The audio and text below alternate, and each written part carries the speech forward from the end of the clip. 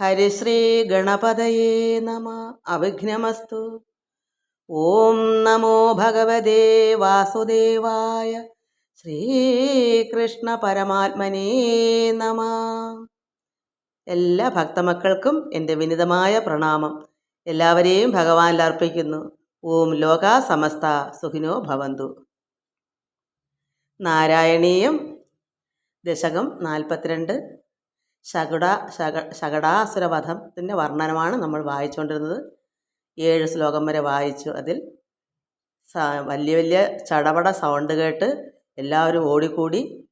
അപ്പോൾ എന്താ സംഭവിച്ചതെന്ന് നോക്കാനിരുന്ന കുഞ്ഞുങ്ങൾ പറഞ്ഞു, കുഞ്ഞിന് പാല് കിട്ടാത്തത് കൊണ്ട് നന്നായി കാലം കൈയൊക്കെ ഇട്ടടിച്ച് കരഞ്ഞതുകൊണ്ട് ആ വണ്ടിയിൽ കാലടി കൊണ്ടാണ് തകർന്നതെന്നാണ് പറഞ്ഞത്. അതിൽ കുറച്ച് പേര് വിശ്വസിച്ചില്ല. എന്തായാലും കുഞ്ഞിൻ്റെ കാലം കൊണ്ട് അങ്ങനെ സംഭവിക്കത്തില്ല എന്ന് കുറച്ച് പേര്. എന്നാൽ പൂതനയുടെ മരണശേഷം കുറച്ച് പേർക്ക് അങ്ങനെ ആവാനും വഴിയുണ്ട്.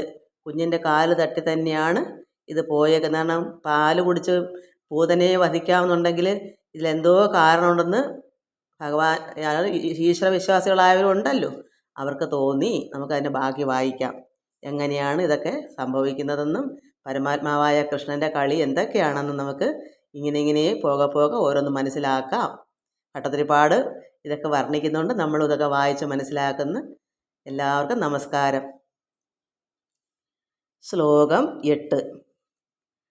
പ്രവാളതാമ്രം കിമിദം പദം ശതം സരോജരമ്യോനുകരൗ വിരോജിതൗ ഇതി പ്രസർപ്പൽ കരുണാതരംഗിത ത്വദംഗമാപസ്പൃശർ അംഗനാജന. പ്രവാളതാമ്രം കിമിദം പദം ശതം സരോജരമ്യോനുകരൗ വിരോജിതൗ ഇതി പ്രസർപ്പൽ കരുണാതരംഗിത ത്വദംഗ ആപസ്പൃശർ അംഗനാജന. കുഞ്ഞുങ്ങൾ പറയുന്നത് വിശ്വസിക്കാത്തവരുണ്ട്, വിശ്വസിച്ചവരുണ്ട്. അപ്പോൾ ഭഗവാനെ, ഗുരുവായൂരപ്പ, ഗോപസ്ത്രീകൾ എന്ത് ചെയ്തു? ആ ഗോപസ്ത്രീകൾ ഉടനെ തന്നെ ആ കുഞ്ഞിൻ്റെ അങ്ങയുടെ, അതായത് ആ കുഞ്ഞിൻ്റെ തളിരുപോലെ മൃദുലമായ കാലുകൾക്കും ചെന്താമര പോലെ മനോഹരമായ കൈകൾക്കും മുറിവോ ചതവോ പോറലോ വല്ലതും ഏറ്റ് കാണുമോ എന്ന് അംഗപ്രത്യംഗം തൊട്ട് തലോടി തഴുകി നോക്കി. അത്രമാത്രം സ്നേഹം അവിടെ ഗോപികമാർക്ക്. അങ്ങനെ എന്തെല്ലാം ആയാലും ഇത്രയും സൗണ്ടും ചടചടാന്നുള്ളതെല്ലാം കേട്ട് പോരെങ്കിൽ ഈ വണ്ടി ദൂരെ ഇങ്ങനെല്ലാം ചതഞ്ഞ് പറഞ്ഞ് കിടക്കുകയും ചെയ്യുന്നു. അപ്പോൾ എല്ലാവർക്കും കുഞ്ഞിൻ്റെ കാലടി തട്ടിയാണ് അങ്ങനെ വന്നതെന്ന് ചിലർ വിശ്വസിക്കുന്നില്ല. എന്തായാലും അതങ്ങനെ വരാൻ പാടില്ല. എന്നാൽ ചിലരെന്ത് വിചാരിക്കുന്നു? ഭക്തിയുള്ള ഗോപസ്ത്രീകളൊക്കെ എന്ത് വിചാരിക്കുന്നു? അവർ ധരിക്കുന്നു പൂതനയുടെ മരണത്തോടുകൂടി എന്തൊക്കെയോ ചില കാര്യങ്ങളുണ്ടെന്ന് ചിലരുടെ ഉള്ളം പറയുന്നു. ഭഗവാനല്ലേ അവരുടെ ഉള്ളത്തിൽ നിന്ന് ചിന്തിപ്പിക്കുന്നത്.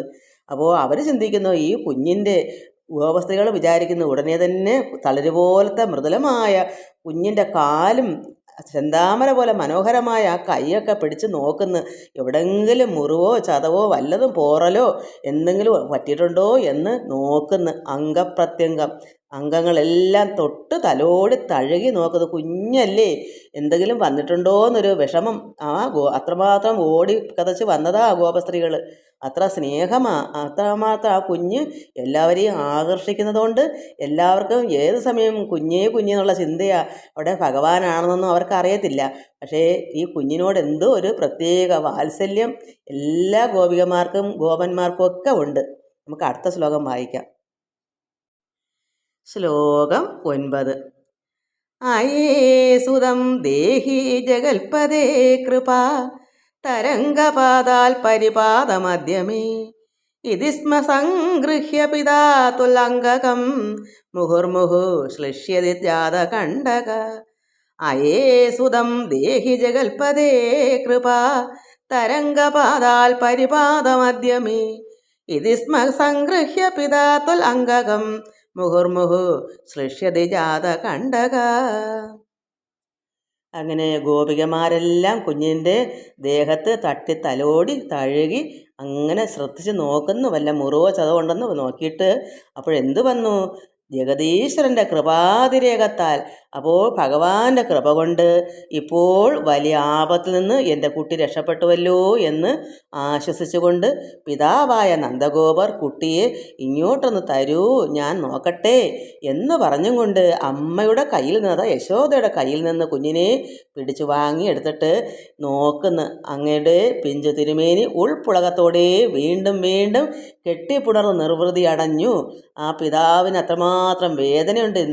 കാരണം ഒരു കുഞ്ഞല്ലേ, എന്തു വന്നാലും എന്തെല്ലാം അപകടങ്ങൾ ഇങ്ങനെ സംഭവിക്കുമ്പോൾ അത്രമാത്രം ആ നന്ദഗോപർ വിഷമിച്ചിട്ട് ഇങ്ങോട്ട് തരൂ കുട്ടിയെ എന്ന് പറഞ്ഞുകൊണ്ട് യശോദയുടെ കയ്യിൽ നിന്ന് കുഞ്ഞിനെ വാങ്ങിയിട്ട് അങ്ങയുടെ ആ കുഞ്ഞിൻ്റെ പിഞ്ചു തിരുമേനി ഉൾപ്പുളകത്തോടെ അതായത് ഉള്ളിൽ അത്രമാത്രം പുളകത്തോട് വീണ്ടും വീണ്ടും കുഞ്ഞിനെ കെട്ടിപ്പുണർന്ന് നിർവൃതി അടഞ്ഞു. നന്ദഗോപുരം നമുക്ക് അടുത്ത ശ്ലോകം വായിക്കാം. ശ്ലോകം 10. അനോ നിരീന കില ഹന്തും ആഗത സുരാ അരിർ ഏവം ഭവതാ വിഹിംസിത രജോപിനോ ദൃഷ്ടം അമുഷ്യ തൽകഥം സശുദ്ധ സത്വേ ത്വയി ലീനവാൻ ധ്രുവം അനോ നിലീന കില ഹന്തും ആഗത സുരാരിർ ഏവം ഭവതാ വിഹിംസിത രജോപിനോ ദൃഷ്ടം അമുഷ്യ തൽകഥം സശുദ്ധ സത്വേ ത്വയി ലീനവാൻ ധ്രുവം. വണ്ടിയിൽ ലീനനായി മറഞ്ഞ് അങ്ങയെ, അത് പട്ടതിരിപ്പാടാണല്ലോ ഇത് പറയുന്നത്, ഭഗവാനോട് ഗുരുവായൂരമ്പലത്തിൽ ഇരുന്ന് ഭഗവാനോട് പറയുന്നതാണ് പട്ടതിരിപ്പാട്. അങ്ങയെ, അതാ കുഞ്ഞിനോട് ഉള്ളതാ അപ്പോൾ പറഞ്ഞോളൂ. വണ്ടിയിൽ അന്ന് ലീനനായി മറഞ്ഞ് അങ്ങയെ കൊല്ലാനെത്തിയ ശകട അസുരനെ അവിടുന്ന് കൊല്ലുകയാണത്രേ ഉണ്ടായത്. എന്നാൽ കൊല്ലപ്പെട്ട അവൻ്റെ പൊടി പോലും അവിടെ കണ്ടില്ല. അതെങ്ങനെ സംഭവിച്ചു? മരിച്ചു കഴിഞ്ഞാൽ ആത്മാവല്ലേ പോകുന്നത്, ശരീരം കാണണമല്ലോ. ഇവിടെ അസുരൻ്റെ ശരീരം പോലും കാണപ്പെട്ടില്ല. കാരണം എന്താ? രജോ ഗുണമുള്ള അവൻ്റെ അതായത് രജോ ഗുണമുള്ള അവൻ, അതായത് അസുരൻ, ശകടാസുരൻ, രജോ ഗുണമാണ് അവനുള്ളത്. ആ രജോ ഗുണമുള്ള അവൻ ഭഗവാന്റെ പാദസ്പർശമേറ്റതിനാൽ, ഭഗവാന്റെ ആ പാദം അവനെ തൊട്ടതുകൊണ്ട് രജസ് മാറി സത്വഗുണത്തിന് ഉടമയായി തീർന്നു ആ ദുഷ്ടനായ ശകടൻ. അപ്പോൾ ഭഗവാന്റെ പാദം അയാളുടെ അസുരനെ ഒന്ന് സ്പർശിച്ചു, അടിച്ചല്ലോ കാലുകൊണ്ട്. അപ്പോഴയാളുടെ രജസ് മാറി അതായത് രജോ ഗുണം മാറിയിട്ട് സത്വഗുണമായി, സത്വഗുണത്തിനുടമയായി സത്വസ്വരൂപനായ അങ്ങയിൽ ലയിക്കാനിടയായി. അപ്പോൾ ഭഗവാനിൽ തന്നെ അതുകൊണ്ട് ലയിച്ചു എന്നാണ് ഇവിടെ പറയുന്നത്. അതാണ് ഇവിടെ സംഭവം. ഇനി നമുക്ക് അടുത്ത ഒരു ശ്ലോകങ്ങളുണ്ട്. ഇത് 11 ശ്ലോകമുണ്ട്. ശ്ലോകം 11. പ്രപൂജിതൈസ്തത്ര തതോ ദ്വിജാതിപർ വിശേഷതോലംബിതമംഗളാശിഷ വ്രജം നിജൈർബാല്യരസൈർവിമോഹയൻ മരുൽപുരാധീശ രുജാം ജഹീഹി മേ. പ്രപൂജിതൈസ്തത്ര തതോ ദ്വിജാതിപർ വിശേഷതോലംബിതമംഗളാശിഷ വ്രജം നിജൈർബാല്യരസൈർവിമോഹയൻ മരുൽപുരാധീശ രുജാം ജഹീഹി മേ. ഇവിടെ പറയുന്നു, അല്ലയോ ഗുരുവായൂരപ്പ, നാരായണ, കൃഷ്ണ, ഭഗവാനേ, പിന്നീട്, കാരണം ഇദ്ദേഹം ഭട്ടതിരിപ്പാട് പറയുന്നു, അതിനുശേഷം അന്ന് ഭഗവാനെ അവിടെ പക്കപ്പിറന്നാളിന് വന്ന ആൾക്കാരുണ്ടല്ലോ, ബ്രാഹ്മണരൊക്കെ, അതിനാണല്ലോ അന്നവിടെ എല്ലാവരെയും വിളിച്ചു കൂട്ടിയത്. ഓരോ മാസത്തിലും ജന്മനക്ഷത്രം വരുമ്പോൾ അങ്ങനെ ജന്മനക്ഷത്രത്തിൻ്റെ പക്കനാളെന്ന് പറയും. യഥാർത്ഥ ജന്മനക്ഷത്രം ഒരു വർഷം തികയുമ്പോഴാണ് എല്ലാവരും ഒരു വർഷം തികയുന്നത്. ഇത് മാസം തോറും ആ നക്ഷത്രം വരുമ്പോൾ പക്കനാളും ഇങ്ങനെ ആഘോഷിക്കുന്നവരുണ്ട്.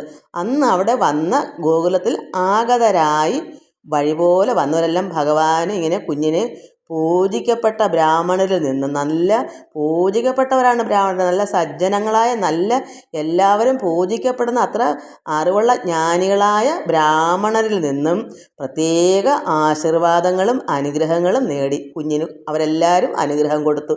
ഈ കുഞ്ഞിനെ കാരണം ഇത് ഇങ്ങനെയുള്ള ഓരോ ദോഷ സമയങ്ങളൊക്കെ വരുന്നത് കൊണ്ട് അവിടെയുള്ള ജ്ഞാനികളായ ബ്രാഹ്മണരാണല്ലോ അവിടെ ആഗതരായി വന്നത്. അവരിൽ നിന്നൊക്കെ പ്രത്യേക പ്രത്യേക അനുഗ്രഹങ്ങളും ആശീർവാദങ്ങളും ഒക്കെ കുഞ്ഞിന് നേടി. തൻ്റെ ബാല്യ ക്രീഡാരസം കൊണ്ട് ഗോകുലത്തെ മുഴുവനും ആനന്ദ നിമഗ്നരാക്കിയ നിന്തിരുവടി ഭഗവാനെ എൻ്റെ, നമ്മളെല്ലാവരും ഇതിലൊത്ത് പറയണം. നമ്മുടെ ആര് പറയുന്നു? ഭട്ടതിരിപ്പാട് എൻ്റെ. അപ്പം നമ്മൾ എന്ത് പറയണം? നമുക്ക് എല്ലാവർക്കും പറയണം, വേദനയെല്ലാം ഇല്ലാതാക്കി തരണമേ എന്ന് പ്രാർത്ഥിക്കണം. ഭട്ടതിരിപ്പാട് ഇതാ പറയുന്നത്, ഇങ്ങനെയെല്ലാം ഭഗവാൻ അവിടെ കാട്ടിയല്ലോ അത്ഭുതങ്ങൾ. അങ്ങനെയുള്ള ഭഗവാനെ എൻ്റെ വേദനയെല്ലാം മാറ്റിത്തരണമേ, ഇല്ലാതാക്കി തരണമേ. നമ്മളും അതിനോടൊപ്പം ചേരുക. എല്ലാവരും അങ്ങനെ പറയുക ഭഗവാനോട്, ഭഗവാനെ അങ്ങനെ ഭഗവാൻ അന്ന് എല്ലാവരുടെയും അനുഗ്രഹമൊക്കെ വാങ്ങിച്ചു ഇങ്ങനെയെല്ലാം സംഭവിച്ചതിന് അങ്ങനെയുള്ള ഭഗവാനെ നമ്മുടെ എല്ലാവരുടെയും രോഗങ്ങളും വേദനകളൊക്കെ മാറ്റി ശാന്തിയും സമാധാനവും നന്മയും ഉണ്ടാക്കി തരണമെന്ന് പ്രാർത്ഥിക്കണം. ശ്രീകൃഷ്ണൻ തൻ്റെ മനോമോഹന വാക് ചാതുരി കൊണ്ടും സ്നേഹം കൊണ്ടും ക്രീഡാരസം കൊണ്ടും മോഹന രൂപം കൊണ്ടും എന്നു വേണ്ട ഏതെല്ലാം തരത്തിൽ വ്രജവാസികളെ അവിടെ ഉള്ളവരെല്ലാം തന്നിലേക്ക് ആകർഷിക്കാമോ.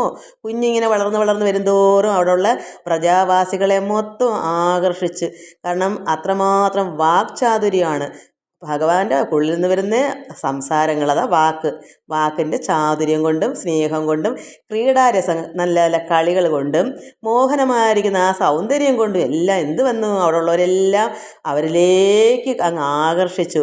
അവയെല്ലാം കൊണ്ട് ആകർഷിക്കുകയും രസിപ്പിക്കുകയും കളിപ്പിക്കുകയും ചെയ്തു. അതിനാൽ പ്രജവാസികൾ കൃഷ്ണഭക്തിയിൽ ലീനരായി കഴിഞ്ഞു പോന്നു. നമുക്കും ഇങ്ങനെ ഭഗവാനിലുള്ള ഭക്തിയിൽ നമുക്കും ലീനരാകാം. നമ്മുടെ മനസ്സും ലയിക്കട്ടെ, നമ്മളും പരമാത്മാവിൽ ആനന്ദം കൊള്ളുക. എല്ലാവർക്കും നമസ്കാരം. ഓം ലോകാ സമസ്ത സുഖിനോ ഭവന്തു. സർവത്ര ഗോവിന്ദ നാമ സങ്കീർത്തനം. ഗോവിന്ദ ഗോവിന്ദ.